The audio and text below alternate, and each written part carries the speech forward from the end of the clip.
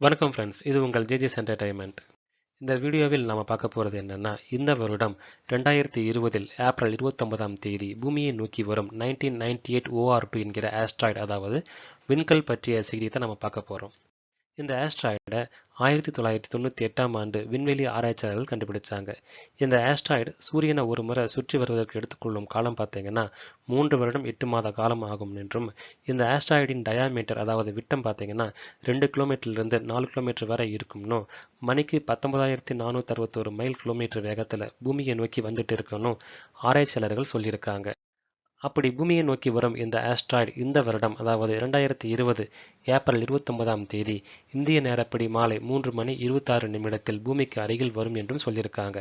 இதில் கேள்வி என்னன்னா, பூமிக்கு அருகில் வரும் இந்த ஆஸ்ட்ராய்டு பூமியை தாக்குமா இல்லை கடந்து போகுமா என்பதுதான் கேள்வி.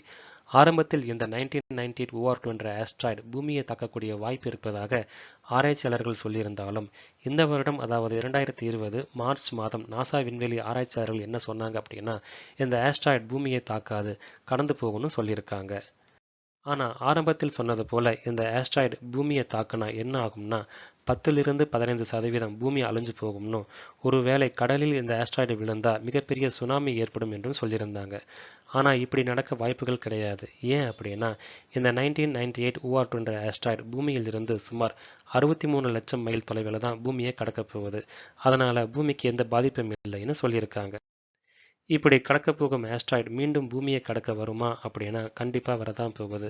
அது எப்போன்னு பார்த்தோம்னா, இந்த வருடம் 2020க்கு அப்புறம் பார்த்தீங்கன்னா 2031, 2048, 2062ஆம் வருடமும் இப்போ பூமியில் இருந்து எவ்வளவு தூரத்தில் கடக்க போகுதோ அதை விட மிக அதிகமான தொலைவில் தான் கடக்க போகுது. மீண்டும் 2079ஆம் வருடமும் பூமிக்கு மிக அருகில் கடந்து போகும்னு விண்வெளி ஆராய்ச்சியாளர்கள் சொல்லியிருக்காங்க. ஆக மொத்தம் இந்த வருடம் 2020 இந்த ஆஸ்ட்ராய்டு பூமியை கடந்து செல்லும் என்றும், பூமியை தாக்கக்கூடிய வாய்ப்பு மிக மிக குறைவு என்றும் விண்வெளி ஆராய்ச்சியாளர்கள் சொல்லியிருக்காங்க. இது வரைக்கும் இந்த சேனலை சப்ஸ்கிரைப் பண்ணாதவங்க சப்ஸ்கிரைப் பண்ணுங்க. வீடியோ பிடிச்சிருந்ததுன்னா ஷேர் பண்ணுங்க. கூடவே பெல் பட்டன் கிளிக் பண்ணுங்க. தேங்க்ஸ் ஃபார் வாட்சிங் ஜேஜிஸ் என்டர்டைன்மெண்ட்.